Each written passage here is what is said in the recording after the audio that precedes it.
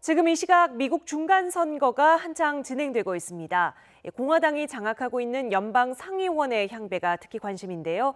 현재 투표소로 가보겠습니다. 김희준 특파원. 네, 저는 지금 미국 버지니아주 맥클린의 한 중간선거 투표소에 나와 있습니다. 네, 투표 열기가 높다던데요. 네, 이곳 버지니아에서는 어제부터 내린 비가 오늘까지도 이어지는 궂은 날씨가 계속되고 있습니다. 저는 비가 좀 잦아들었다고 생각해서 아까 투표소 안에서 밖으로 나와봤는데요. 여전히 비는 계속되고 있습니다. 하지만 이 같은 궂은 날씨도 투표 마감이 3시간 정도 남은 시각 막판 표심을 행사하는 발길을 붙잡지는 못하고 있습니다. 또 뒤에 보시듯이 공화당과 민주당 양당의 자원봉사자들이 나서 투표를 지원하는 모습도 보실 수가 있습니다. 이번 중간선거에서는 조기 투표가 3,100만 명을 넘어 2014년에 2배로 껑충 뛰었는데요. 그 같은 투표 열기가 지금 이곳 현장에서도 이어지고 있습니다. 미국 선거 투표율은 대선이 60%, 중간선거가 40% 정도를 기록하는데 이번에는 그 열기가 고조되면서 50%에 육박하거나 넘을 것이란 전망도 나옵니다. 이번 선거는 감세와 반이민 또 보호무역주의를 끌어온 트럼프 대통령에 대한 찬반 투표 성격이 짙은데요. 버지니아 주민들의 이야기를 직접 들어보시겠습니다. He's definitely very different and a much more negative president than any president we've seen from the standpoint of just how his dim view towards people in general. And I think that that's not the way this country was founded. You can't discredit that his use of social media and him being a very accessible, vocal president. You can't take away that might have motivated some of his supporters. 네, 투표의 열기가 높다는 건 그만큼 트럼프 정부에 대한 찬반 여론이 많이 갈린다는 걸 텐데요. 지금 어느 정도 판세를 읽을 수 있을까요? 네, 이번 선거는 하원 의원 전체인 435석과 상원의 3분의 1은 35석, 그리고 주지사 36명을 새로 뽑습니다.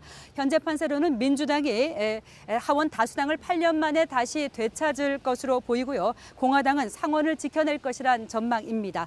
다만 최근 공화당 지지율이 민주당과의 격차를 좁히고 있어 경합 지역에서 펼쳐지는 박빙 승부로 그 결과를 예단하기는 힘듭니다. 미국 중간선거 사상 집권당의 의석수가 증가한 것은 단 3차례에 불과합니다. 이번 선거에서 민주당이 하원 다수당을 탈환하면 트럼프 정부의 대내외 정책 추진과 차기 내각 구성도 순풍을 타기는 어려워 보입니다.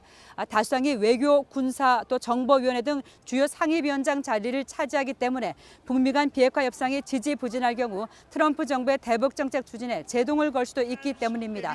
다만 민주당도 대북 협상과 관여 정책을 지지해온 만큼 북핵 문제에서 큰 변화가 없을 것이라는 관측도 나옵니다. 네, 그 밖에 이번 선거에서 주목해 볼 만한 관전 포인트가 있을까요? 네, 먼저 우리로서는 가장 관심을 끄는 것은 20년 만에 한국계 연방의원이 탄생하느냐입니다. 이번 선거에서는 김시성의 새 후보가 나란히 연방 하원의원의 본선에 진출하면서 이른바 김트리오로 불리고 있는데요. 캘리포니아에서는 에드 로이스 전 하원 외교위원장의 공석을 메울 공화당 후보 영김이, 뉴저지에서는 민주당의 앤디 김 후보가, 펜실베니아에서는 공화당 펄 김 후보가 일전을 치릅니다. 영김과 앤디 김 후보는 박빙세여서 김창준 전 의원 이후 20년 만에 한인 의원 탄생에 대한 기대도 조심스럽게 나오고 있습니다. 또 한국계 유미 호건 여사와 결혼해 이른바 한국의 사위로 불리는 레리 호건 메릴랜드 주지사의 재선 등 지한파 인사들의 당선도 관심입니다.